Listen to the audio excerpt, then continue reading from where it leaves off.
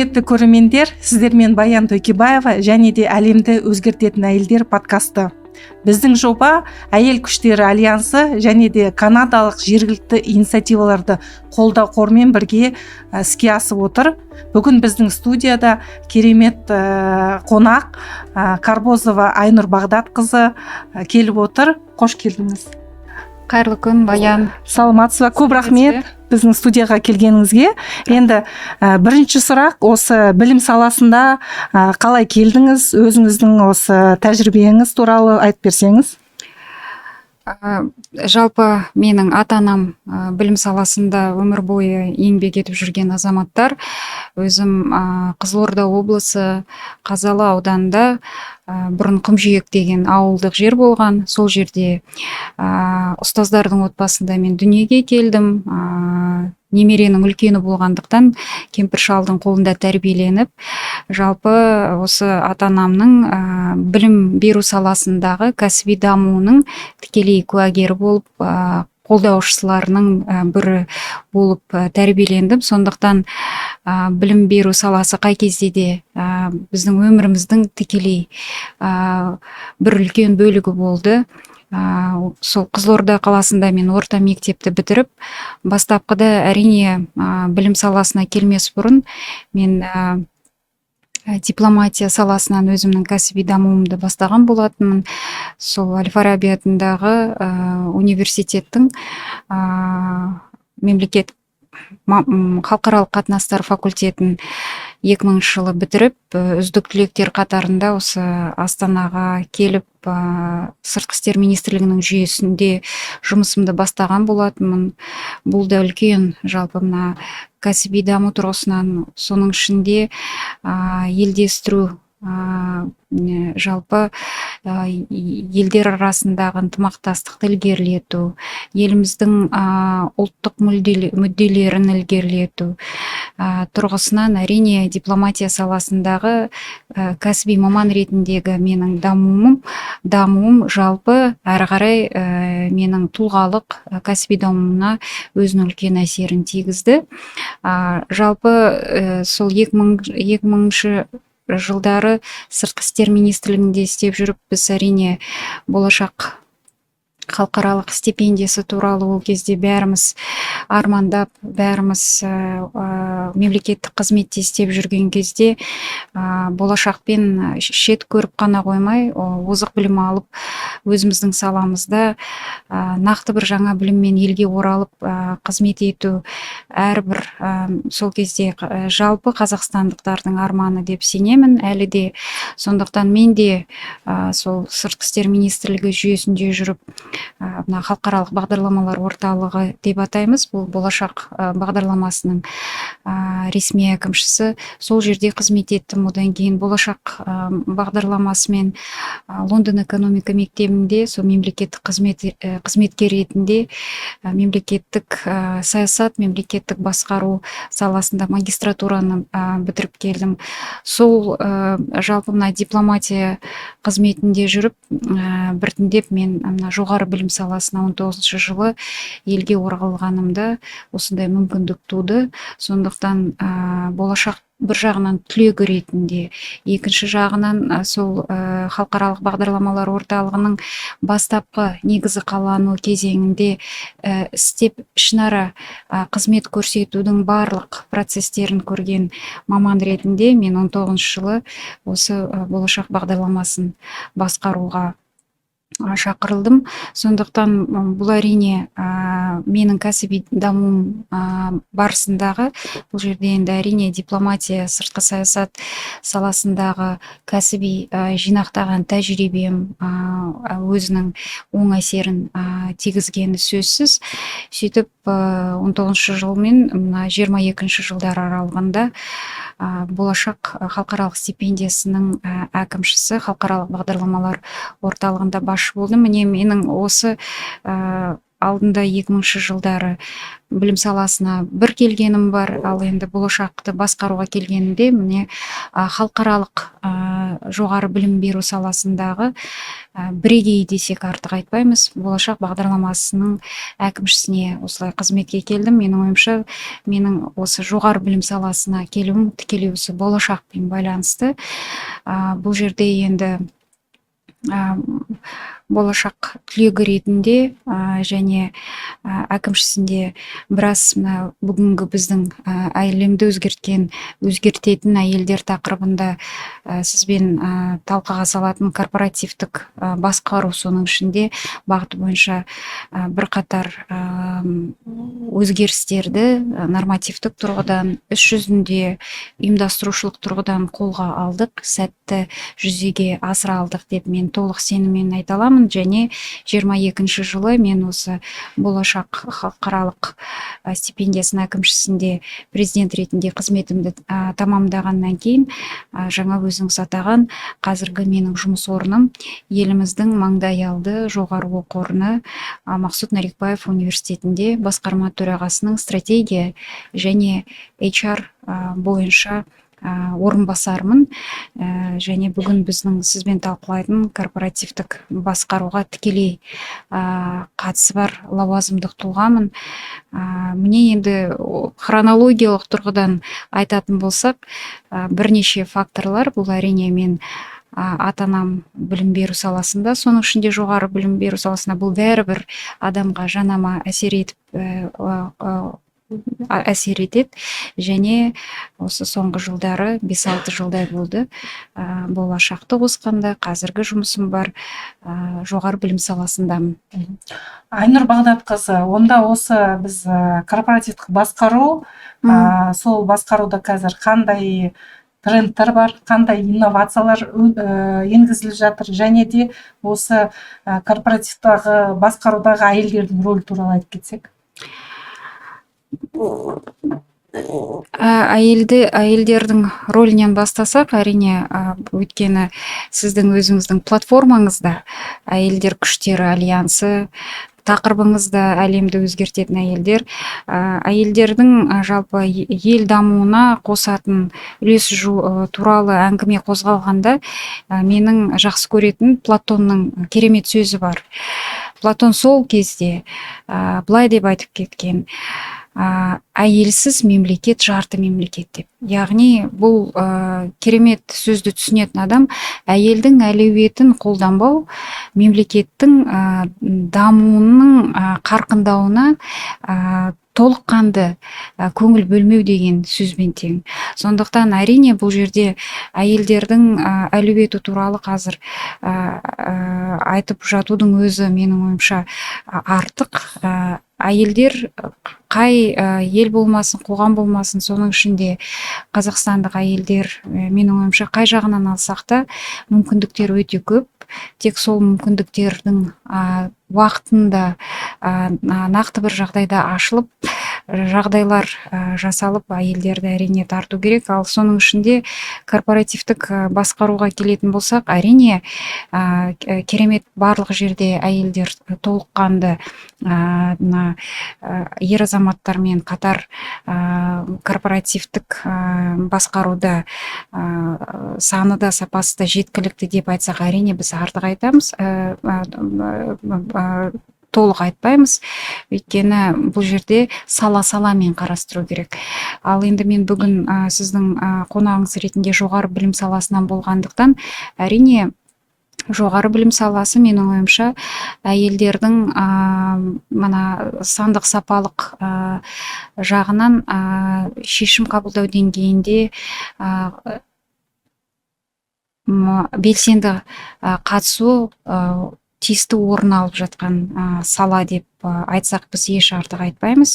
Өйткені қазіргі таңда жаңа біз сізбен талқылаған еліміздің жоғары білім саласындағы бетке ұстар университеттердің қазір біршамасы университеттерде әйелдер басшылар, одан кейін бірінші басшы болумен қоса одан кейін тиісті мысалға ғылым мәселелері болсын, немесе студенттер мәселелері, немесе жаңағы интернационализация дейміз, инновациялар саласында қазір ректормен қоса ректордың орынбасарлары қатарында да әйел азаматтар қазір жетерлік. Одан кейін мектеп басшылары да қазір көп университеттерде әйелдер, яғни бұрынғы дәстүрлі, менің ойымша, консервативтік ер азаматтың басымдығы, соның ішінде жоғары білім саласында бұл жаймендеп әйелдердің әлеуетін ескеру тұрғысынан, әйелдердің әлеуетін толыққанды пайдалану тұрғысынан ең үздік сала десек, ең жақсы нәтижелер көрсетіп келе жатқан сала жоғары білім саласы десек, біз еш артық айтпаймыз. Мысалға, біздің университетті алатын болсақ, Мақсұт Нарекбаев университеті әйелдер мен ер азаматтар арасындағы жалпы мына мүмкіндіктерді тең үйлестіру тұрғысынан ең үздік үлгілер қатарында. Соның ішінде мысалға мен басқарма төрағасының орынбасарымын, басқарма мүшесімін. Одан кейін бізде 5 мектеп болса, оның 4-еуі академиялық мектептер. 4 академиялық мектептің басшысы да әйел азаматтар. Әйел азаматтар, және олардың 4-еуі де басқарма мүшелері. Яғни университеттегі барлық шешім қабылдау деңгейін, басқаруды тиімді ету. Негізгі біздің қызметіміз жастарға білім беру қызметін ұдайы сапасын жақсартып отыру үдерісіне қатысатын, шешімдерге әсер ететін азаматтардың басым көпшілігі біздің нақты университетте әйел азаматтар. Және олар тек қана мысалға әйел азаматтарды біз басшы қылып қоюымыз керек. Қазіргі жалпы мына заманауи корпоративтік басқару үдерістеріне сәйкестендіруіміз керек деген жай ғана шартты бұл басқару үдерісі емес. Бұл шын мәнінде сол университетте қарапайым оқытушыдан бастап, оқытушы, одан кейін кафедра меңгерушісі, декан орынбасары, декан, барлық академиялық саладағы өсу деңгейлерінен өткен әйел азаматтар. Яғни меритократия негізінде қазіргі лауазымға жеткен әйел азаматтар. Сондықтан әрине жоғары білім саласында менің ойымша қазір ондай жаппай оң үдеріс бар. Ол тек қана біздің университетке тиесілі емес, барлық университеттерде ол үдеріс бар. Соның ішінде менің ойымша әсіресе қазір жалпы жоғары білім саласында 120-ға жуық жоғары оқу орны болса, оның қазір 70%-ға жуығы жеке университеттер, толық жеке университеттер. Сондықтан соның ішінде корпоративтік басқарудың ең үздік үлгілерін академиялық үдеріске енгізу тұрғысынан менің ойымша жеке университеттер қазір үлкен маңызды рөл болып тұр ғой. Маңызды тетік, өздерінің үздік үлгісімен сол best practice дейміз ғой, алдыңғы қатардағы корпоративтік басқару бойынша үдерістерді өздерінің біздің мысалымызбен ұлттық университеттерге, мемлекеттік университеттерге де таратушы, өзіміздің оң тәжірибемізбен бөлісуші ретінде біз қазір сондай маңызды тетікті атқарудамыз десем, мен еш артық айтпаймын. Керемет, жақсы, өте тәжірибе. Енді Айнұр Бағдатқызы, сіз жаңа айтып отырсыз ғой, осы корпоративтік басқаруды дамыту керек деп. Біз енді тек қана осы соңғы 5-6 жылда осыған өте көңіл көтеріп отырмыз ғой. Тәуелсіз директорлар деген сияқты. Енді осы дамытуға осы сіздердің университеттеріңізде не істеліп жатыр? Жақсы осы best practice деген жақсы практикалар, осы сіздерді эндаумент фонд туралы, және де шетелден бір консультанттар шақырып жатырсыздар, сол туралы айтып кетсеңіз, не істеліп жатыр, қалай дамытып жатыр? Мүмкін де басқа біздің осы тыңдап отырған көрермендерге қызық болар. Әрине, ең алдымен біз университеттің ең маңызды жаңағы бағдар берушісі бұл миссиясы. Біздің миссиямыз қандай? Сол сұраққа жауап беруден ары қарай барлығына сіздің қойған сұрақтарыңызға жауап содан өзі кете береді. Біздің миссиямыз өте маңызды. Миссиямыз қысқа, 3 бөліктен тұрады. Бірақ сол 3 миссияда бәрі айтылып кеткен. Бұл халыққа қолжетімді және сапалы білім беру арқылы қызмет ету. Яғни бұл жерде үш маңызды бөлік бар. Бұл сапалы білім, қолжетімді білім және сол білімді беру арқылы халыққа қызмет ететін тұлғалы азаматтарды қалыптастыру. Жалпы біз қай кезде де айтып келеміз, мен әсіресе соны сызып айтамын. Мысалға, орта мектептен келетін азаматтар бізге, мектеп түлектері, олар нақты жалпы білімді алып, жоғары білім деңгейіне маман болуға келеді. Бірақ бұл жерде ең маңыздысы, біз қазір соның ішінде біздің қоғам қазір жетіп жатыр, құндылықтар дейміз. Жалпы қай сала болмасын, менің ойымша біз қазір құндылықтарға негізделген білімге көшу сатысындамыз. Сол тұрғыдан келгенде жоғары білім беру саласы соның ішінде жай ғана мамандарды дайындамайды.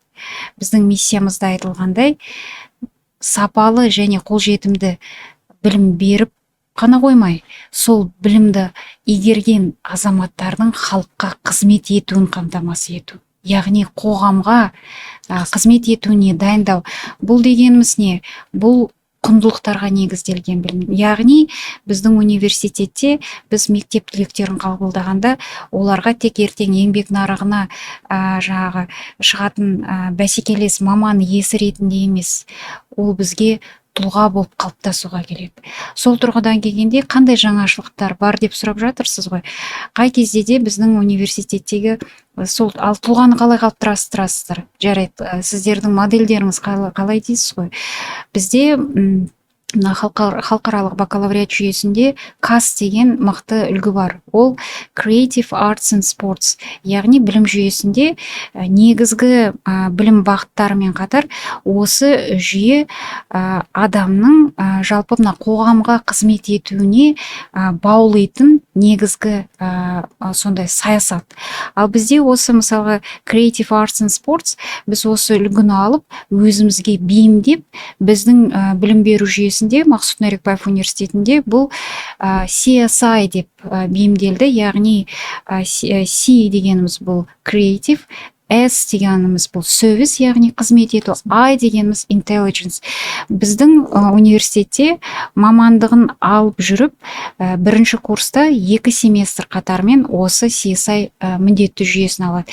Яғни әр студент 30-ға жуық студенттік ассоциациялардың ішінен осы тақырыпқа сәйкес екі бағытты өзіне таңдайды. Мысалға, ол еріктілікпен айналысқысы келе ме, немесе ол жануарлар құқығын қорғау мен айналысқысы келе ме, немесе ол жағдайы жоқ, туысқандары байланысын үзіп кеткен, қараусыз қалған зейнеткерлерге барып, оның әлеуметтік экономикалық әлеуметтік жағдайын бір жақсарту тұрғысынан бір жүйелі түрде барып тұрып, оған бір қамқорлық көрсеткісі келе ме, немесе басқа да еріктілік бағыттар көп қой. Ол сервис, мысалға, ол сервисті таңдайды. Немесе бұл өнерді таңдаса, креативқа барады. Ол жерде әртүрлі, мысалға, домбыра, оркестр бар, немесе жаңағы театрлық қойылымдар қоятын театр клубы бар. Intelligence-ті таңдаса, дебаттық клубтарға барады. Яғни осы былай қарағанда 2 семестрге белгіленген CSI жүйесі арқылы еріктілікке бауланады. Мысалға, бұның басты мақсаты ізгілік, мейірімділік, еріктілік. Жалпы адамның жанындағы адамға қай кезде де сенің жаныңда, сенің көмегіңе мұқтаж адам тұрса, сен бәрін тастап көмекті көрсету. Яғни адами құндылықтар, ізгілік құндылықтары, мейірімділік құндылықтары, қызмет ету құндылықтары маман етіп қана тәрбиелейміз. Сондықтан бізде жаңашылдық тұрғысынан мен осы жүйені айтар едім, және әрине бұл азаматтарға қызмет ететін, білім беретін кімдер? адамдар. Яғни біз студенттерге бар жағынан беретін білімді ұдайы жақсартып, барлық тәуелсіз мына бағалаулардан өткізіп, тиісті аккредитациялар, тиісті рейтингтерден өткізіп, сапаны қай кезде де қамтамасыз етіп отырмыз. Біздегі білімнің қай кезде де қолжетімді болуын, оны тағы қамтамасыз қадағалауда ұстаудамыз. Одан кейін бізде оқып жүрген және біздің білімді алып шығатын азаматтардың жай ғана маманы иесі емес, тұлға болып қалыптасып шығуына жаңағы мен атап өткен CSI сияқты тетіктер, оған қоса басқа да тетіктер бар. Мысалға тарих пәнінің ерекше берілуі, одан кейін жалпы университет қабырғасындағы кешенді түрде орын алатын шаралардың бәрі сол тұлғаны қалыптастыру төңірегінде, жай ғана білім емес, құндылықтарға негізделген білім беру төңірегінде дамиды. Солай үлкен бір кешенді жағып, не дейміз ғой, approach, ұстаным ретінде қалыптасқан. Ал енді оларға корпоративтік басқаруға жаймендеп келетін болсақ, оларға қызмет ететін, білім беретін кімдер? Ол біздің профессорлық, оқытушылық құрам. Ал оларға қызмет ететін кімдер? Біз, яғни әкімшілік, басқарушылық құрам.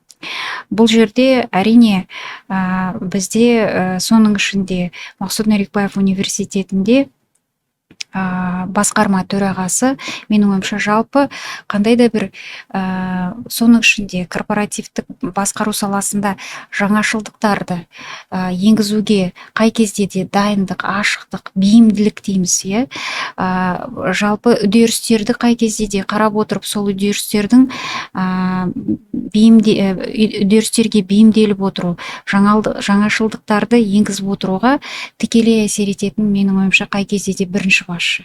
Сол тұрғыдан келгенде біздің басқарма төрағасы жалпы мына адамдармен жұмыста адамдарды жай ғана мына жұмыс күші ретінде емес, құнды актив, яғни бұл ресурс ретінде, құнды актив ретінде қарауға ерекше көңіл бөледі. Өйткені біз оларға неғұрлым біз барынша жағдайды жасасақ, соғұрлым сол оқытушылар жастарға сапалы білім береді. Өзінің білім беру тәсілін қай кезде де жастарға бейімдеп отырып, сұранысын өзіне үнемі жоғарылатып отырады. Ал біз корпоративтік басқару тұрғысынан сол үдерістердің бәрін қалай жақсартамыз? Мысалға, біздің университетте соңғы мына корпоративтік басқаруда енді бірнеше ұжымдық басқару органдары бар ғой.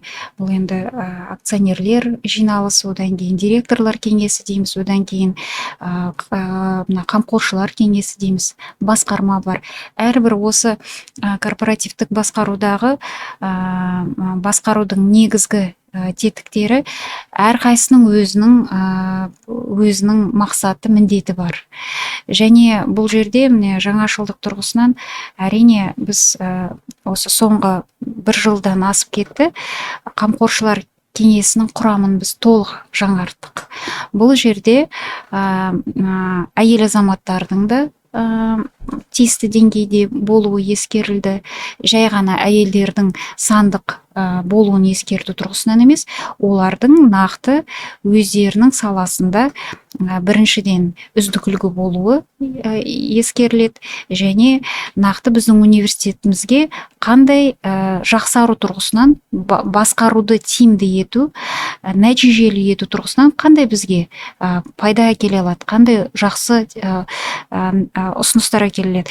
Сол тұрғыдан келгенде 23 жылдың басында біздің университеттің қамқоршылар кеңесі толық жаңартылды. Бұл жерде біздің университеттің қазіргі таңда сол кезде мемлекеттік органда жоғары лауазымға ие бір түлегіміз, мысалға, екі түлегіміз кірді. Біреуі мемлекеттік орган өкілі ретінде, біреуі заң саласында үлкен жетістіктерге жеткен, қазіргі таңда ірі үлкен заң фирмасының Астанадағы өкілдігін басқарып отырған мықты түлегіміз. Яғни қамқоршылар кеңесінде түлектер де бар, олар жай ғана түлек ретінде емес, олар өз саласының үздігі. Және нақты миссиямен келді. Әрқайсының осы мысалға біз қамқоршылар кеңесінің ережесінде толға ауыстырдық. Оны 4 негізгі бағытқа бөлдік. Бірінші, біздің университетіміздің стратегиялық дамуына үнемі баға беріп отыру. Соның ішінде басқару тиімділігіне де баға беріп отыру. Бұл бірінші бағыт. Екінші бағыт бұл инвестициялық бағыт. Яғни бұл қамқоршылар кеңесінің мүшелері университетіміздің жалпы инфрақұрылымдық дамуының жақсаруына, академиялық контенті мысалға оқулықтар дейміз, соған инвестиция тартуда өздерінің үлесін қоса алу. Екінші үлкен бағыт. Үшінші бағыт бұл біздің академиялық халықаралық мазмұнымыз. Яғни біздегі әрбір қамқоршылар кеңесінің азаматтар біріншіден өздерінің саласының үздігі, басқарушылық кәдімгідей қомақты тәжірибесі бар. Оған қоса әрқайсының артында мысалға білім алу тұрғысынан мықты шетелдің қатардағы емес, озық университеттерін бітіріп келген азаматтар. Яғни олар тек қана басшы ретінде емес, шетелде мықты университетте білім алған азамат ретінде білім саласындағы үздік үдерістерді де біледі. Сол арқылы да нақты ұсыныстар айтылады.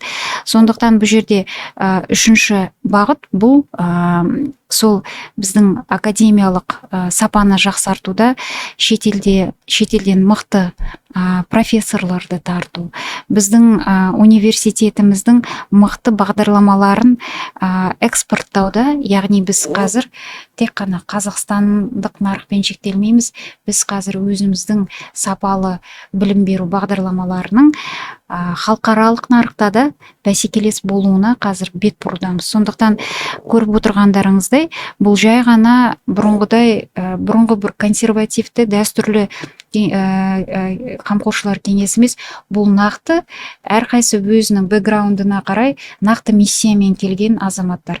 Сондықтан түлектер де бар, одан кейін жеке сектордағы ірі өндіріс иелері де бар қамқоршылар кеңесінде.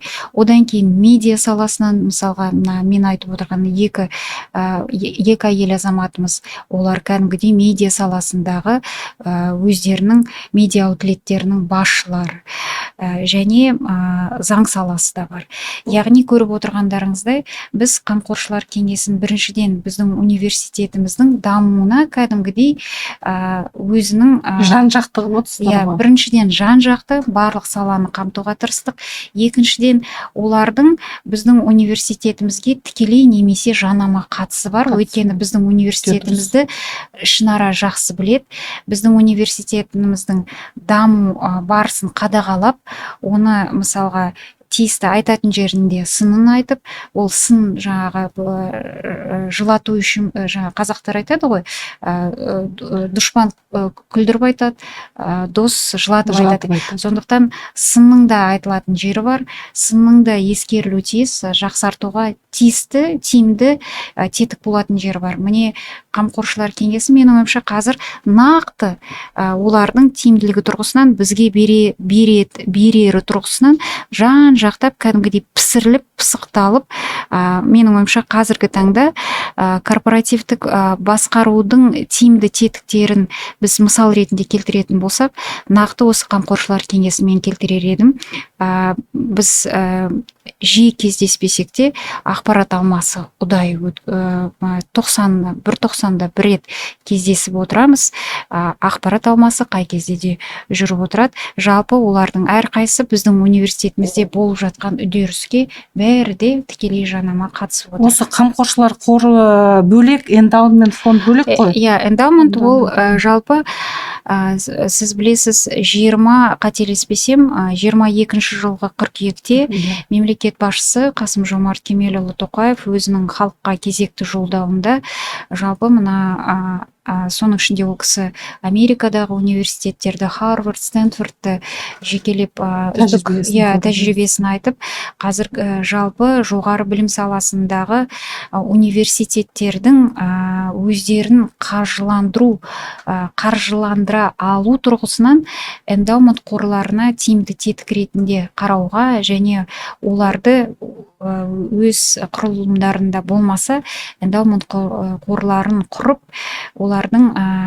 тәуелсіз қаржыны тартудағы тиімді тетікке айналдыруға баса назар аудартқан. Содан кейін жалпы біздің мына уәкілетті орган дейміз, ғылым және жоғары білім министрлігі арнайы жобалық офис құрып, соның ішінде біздің университет енді жоғары білім саласында, мен бұл жерде ешқандай артық айтпаймын, жоғары білім саласында эндаумент қорын бұған дейін құрып, сол эндаумент қорын өзінің функциясына сәйкес пайдаланып келе жатқан жоғары оқу орындарының бірі емес бірегейі. Біздің университеттегі эндаумент қоры 16 жылы құрылған және жалпы университеттің соның ішінде инфрақұрылымдық жақсаруына, мазмұндық академиялық контентінің жақсаруына керек кезде мысалға әртүрлі қайнар көздерден, соның ішінде мысалы қазір бизнесте, жеке секторда жүрген қаржылай мүмкіндіктері жеткілікті түлектерімізді де қосқанда сол эндаумент қоры арқылы біршама қолдау көрсетілген және ол көрсетілген қолдау нақты біздің қазір университетімізге кіргенде осы сәтті пайдалана отырып біздің университетке сізді де мен шақырамын. Университеттегі барлық инфрақұрылымдық өзгерістердің біз әрқайсысын таратып қарайтын болсақ, соның ішінде де эндаумент қоры арқылы түскен қаражаттың көмегі бар. Жалпы Қазақстанда үздік эндаумент қорларды талқылаған кезде республикалық физика математика мектебінің эндаумент қоры аталады, бірақ бұл енді орта білім саласы. Ал біздің университет бұл жоғары білім саласындағы эндаумент қоры қазіргі таңда соның ішінде біздің университеттің де белсенді қатысуымен жаңа мен атап өткен ғылым және жоғары білім министрлігінің жанынан ашылған жобалық офис шеңберінде осы бұған дейін тиісті заңнама болмаған ғой. Бұған дейін қайырымдылық ұйымдар туралы заң болған.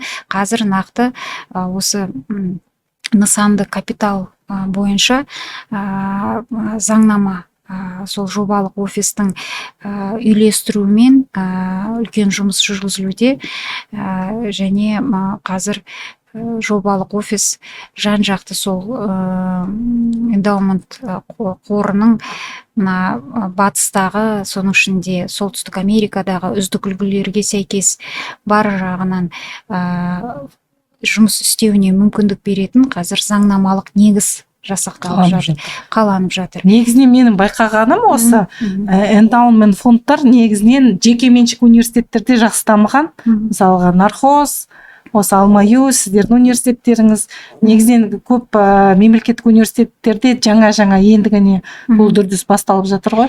Иә, енді бір жағынан бұл енді уақыттың талабы және бұл мәселеге соның ішінде менің ойымша ұлттық мемлекеттік университеттердің дамуы тек қана мысалға мемлекеттік қаражатқа тәуелді болмай, балама қаржы көзін іздестірудің тиімді тетігі ретінде соның ішінде мемлекет басшысымен алға тартылды ғой. Сол жолдаудан кейін менің ойымша жобалық офис қазір белсенді жұмыс атқарып жатыр. Енді біздің эндаумент қор қазір сол заңнама бастапқы заң жобасындағыдай бекітіліп жатса, бұл жерде әрине инвесторлардың эндаумент қорға өзінің қаражатын ұзақ мерзімді мүдделер тұрғысынан құюда тиісті заңнамалық өзінің артықшылықтары болу керек. Салықтан босатып жатса, мысалы шетелдегідей мысалға салықтық жеңілдіктер болып жатса, басқа да заңнамалық жеңілдіктер болып жатса, ғана сол заң іс жүзінде эндаумент қорларының мына үздік үлгі болып аталатын Харвардтағы, Стэнфордтағы миллиардтап жылына сайын келетін мына эндаумент қорындай болу үшін әрине тиісті заңнамалық негіз керек. Қазір сол бағытта біздің университетті қосқандағы ғылым және жоғары білім министрлігі құрған жобалық офис жұмыс тобы сол бағытта жұмыс істеп жатырмыз. Керемет. Айнұр Бағдатқызы, осы қыздарға, әйелдерге көшбасшы болу үшін не істеу керек? Және де сіздің этикалық көшбасшы туралы курсыңыз туралы айтып кетсеңіз. Енді бәрімізге міндетті түрде көшбасшы болу керек деп енді айтпаймын, бірақ әрине жалпы адам болғандықтан менің ойымша қай кезде де адамның табиғаты да сол ғой, өзі үнемі жаңашылдықты ашуға, жаңа білімге, ортада өзі солай. Біз енді ата-аналарымыз бәрімізді солай тәрбиеледі. Сондықтан қазақта қай кезде де үлкендер бата бергенде қатарыңның алды бол дейді. Бұл яғни жаңағы қай кезде де жақсылыққа, көбірек білуге, көбірек жаңағы адамдармен араласуға, жақсы жерде, жақсы ортада жүруге, жақсы адамдармен араласуға, жақсы болуға, үздік үлгі болуға тырыс дегені ғой енді. Сол менің ойымша осы жерде енді қатарыңның алды бол деген көшбасшылықпен ұласады. Соның ішінде менің ойымша қазіргі біздің корпоративтік басқару тұрғысынан келгенде де көшбасшылық өте жиі айтылады. Әйелдер көшбасшылығы дейміз. Жалпы көшбасшылық бөлінбейді. Әйелдер көшбасшылығы, ер азаматтар көшбасшылығы, бұл бәріне ортақ ұғым. Бірақ көшбасшылық дегенде жай ғана көшбасшылық, бұл енді қарапайым тілмен айтқанда, бұл өз салаңның бір майталманы болып, сол майталман болуың арқылы әрине нақты бір топты өзіңнің артынан ергізу. Яғни нақты бір топты. Бұл қарапайым тілмен айтылғандағы көшбасшылық. Ал жаңа сіз маған сілтеме жасаған, сіз қазір соңғы кезде жиі айтып жүрген этикалық көшбасшылық не десеңіз, бұл жаңа мен білім саласында қазір біз құндылықтарға негізделген білімге бет бұрудамыз дедім ғой. Көшбасшылық та менің ойымша қай сала болмасын қазір құндылықтар алға шығуда. Этикалық көшбасшылық та бұл қатарыңның жай ғана алды болу емес. Бұл сен құндылықтарға негізделген көшбасшылық. Яғни корпоративтік басқару тұрғысынан алатын болсақ, бұл шешім, бұл мысалға мына қарапайым мінез құлыққа байланысты, этикалық принциптарға байланысты ғана емес, бұл жерде тереңірек. Ал соның ішінде корпоративтік басқару тұрғысынан алатын болсақ, әйел азамат болсын, ер азамат болсын, біз адамның өміріне тікелей әсер ететін шешім қабылдаймыз. Ол күнделікті негіздегі қатардағы шешімдер болсын, ол орта мерзімде немесе ұзақ мерзімге әсер ететін шешімдер болу керек. Бірақ көп жағдайда біз басшылар ретінде, көшбасшы дегеніміз енді басшы ғой, бұл шешім қабылдайтын адам. Өзінің шешімімен бір адам болса да тірі адамның өміріне әсер ететін шешім. Сондықтан этикалық көшбасшылық дегенімізде менің қазір соның ішінде мемлекеттік қызмет ұйымдары мені жеке шақырып осы тақырып төңірегінде таратып талқы салып жүрміз. Бұл жерде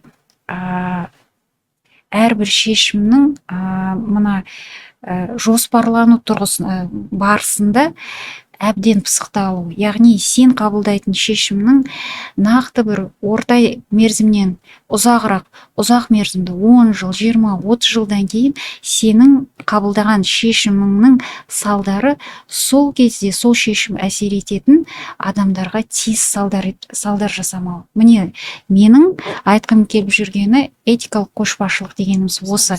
Яғни қай кезде де сенің шешіміңнің адам өміріне әсер ететінін ойлау. Және осы шешім қалай әсер етеді? Мысалға, нақты бір өндірісті алатын болсақ, сол өндірісті жоспарлаған кезде осы бір құрылысты алайық мысалға.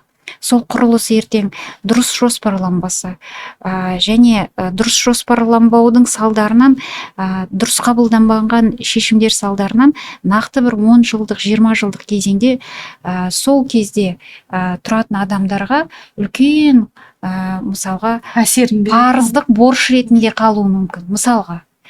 Ал ол азаматтардың кінәсі бар ма мысалға? Сондықтан бұл жерде этикалық көшбасшылық ең алдымен нақты бір бастаманың шешім қабылданбас бұрын жоспарлау сатысында деңгейінде жан жақты сараптамалық саралау арқылы шешімнің дұрыстығына мейлінше көз жеткізіп, шешімді этикалық құндылықтарға негізделген көшбасшылық тұрғысынан қабылдау. Әрине, әйелдер көшбасшылығы қазір біз әйел азаматтарды барынша өзіміздің мысалымызбен бұл жерде әйелдердің көшбасшылыққа ұмтылуында менің ойымша сол ұйымдағы әйел азамат жұмыс істейтін ұйымдағы басшыға көп байланысты, көп нәрсе. Ол азамат міндетті түрде басшы азамат әйел азамат болуы міндетті емес, ол ер азамат болуы мүмкін. Қай кезде де менің ойымша ұйымды басқаратын басшы ер азамат болсын, әйел азамат болсын, мына мүмкіндіктерді беру тұрғысынан және жұмыс нәтижесін көріп, сол жұмыс меритократия негізінде жұмыс нәтижесін көру тұрғысынан мына тепе-теңдікті сақтап отыру керек, бұл біріншіден. Екіншіден, әйелдер қай кезде де көшбасшы болуы мүмкін, бірақ оның өзінің көшбасшы екенін біле бермеуі мүмкін. Оны да танып, оның көшбасшылық әлеуетін оятатын да басшы. Әйелдер әрине біз қазақ айтамыз ғой, әйел бір қолымен бесікті тербейді, бір қолымен әлемді тербейді деп. Әйелдің мына кәсіби маман болуымен қатар үйінде де қаншама міндеті шаруасы бар. Ал соның бәрін қатар алып отыруға біз тырысамыз.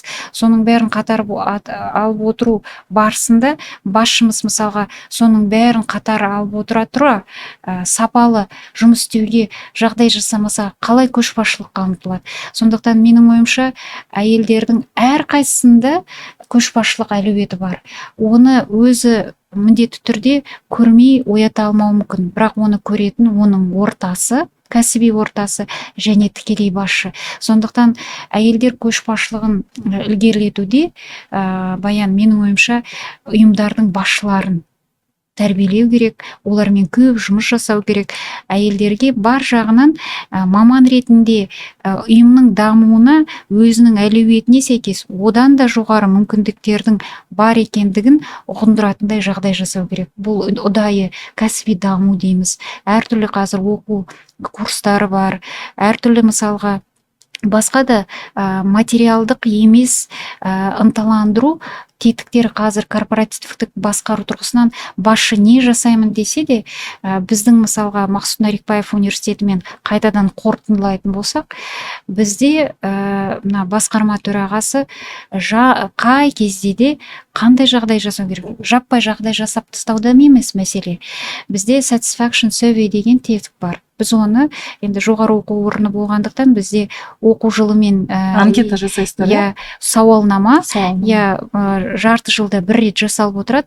Сонда мысалға бір сауалнамада материалдық жағдайлары қандай, бір сауалнамада жалпы ішкі коммуникация қандай, бір сауалнамада жалпы университетте қандай жақсартулар жақсару керек деген сияқты. Соның бәрін біліп отырып, біздің университетте соның ішінде әйел азаматтардың да көшбасшылығына, жалпы әлеуметтік жағдайына әсер ететін көп жақсартулар, мысалға әлеуметтік көмек көрсету, қаржылай көмек көрсету қоры ашылды.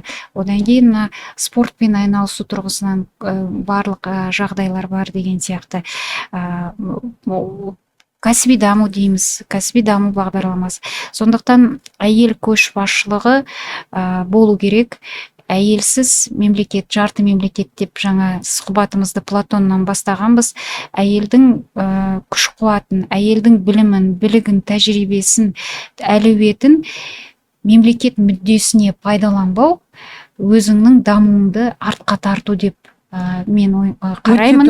Өте дұрыс. Сондықтан әйелдердің көшбасшы әйелдер керек, ал ойларды қолдайтын ер азамат, әйел азамат басшылар. Олардың әлеуетін, көшбасшылық әлеуетін көретін нақты сол өзінің кәсіби ортасы, нақты ұйым басшысы деп ойлаймын. Айнұр Бағдатқызы, сізде осы менторлар болды ма? Және біздің көрермендерге қандай кітаптар немесе подкастлар, бір лайфхактар айтып берсеңіз?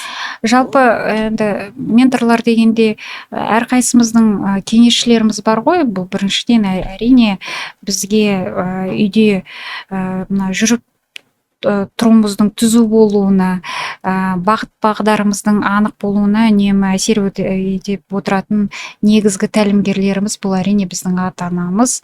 Одан кейін тікелей қазіргі мен өзімнің жұмысымда тікелей басшым басқарма төрағасы Талғат Мақсұтұлымен біз қай кезде де ашық, еркін сұхбаттасып, нақты бір өзгерістер бойынша, нақты бір үдерістер бойынша біз қай кезде де өзіміз былай бейресми ақылдасып, ақпарат алмасып, ойымызды үнемі бөлісіп отырамыз. Жалпы мына оқулық кітаптарға немесе подкасттарға келетін болсақ, мен Харвард университетінің Harvard Business Review деген өзінің желісі бар. Сол жерде тақырып бойынша өте заманауи үдерістерге байланысты жақсы мақалалар үнемі шығып отырады. Сол жерде өзіме керегін мен қай кезде де бүйтіп керегін ғана өзіме алып жұмысқа қолданып отырамын. Ал енді жалпы енді кітаптар тұрғысынан соңғы оқып жүргенім бұл Simple Leadership деген кітап, қарапайым көшбасшылық. Бұл жерде енді одан кейін тағы да бір оқып жүргенім жақында Коноваловтың анатомия управления деп аталады деп қателеспесем, соны да алып мен кітап оқыған кезде бірден сол кітаптың ішіне кіріп кетіп бітіріп тастауға тырыспаймын. Қай кезде де кітап қызыққан кітабым нақты бір уақыт кезеңінде өзім жауабын іздеп жүрген сұрақтарды қою арқылы сол жауап табатын кітап ретінде қолданам, және нақты бір кезең ішінде әртүрлі баптарын ашып өзіме керегін үнемі теріп жазып алып өзімнің контекстімде пайдалануға тырысам. Қазіргі енді дәл қазір сумкамда жүрген және жұмыс столымда тұрған сол Коноваловтың анатомия управления және қарапайым көшбасшылық кітаптары. Айнұр Бағдатқызы, көп рахмет сізге. Біздің жоба әлемді өзгертетін әйелдер, біздің жобасы Әйел күштері альянсы және де канадалық жергілікті инициативаларды қолдау қорымен бірге іске асырылып отыр. Көп рахмет. Сұрақтарыңыз болса, комментарий жазып, сұрақтарыңызды жазып отырыңыздар. Келесі кездескенше.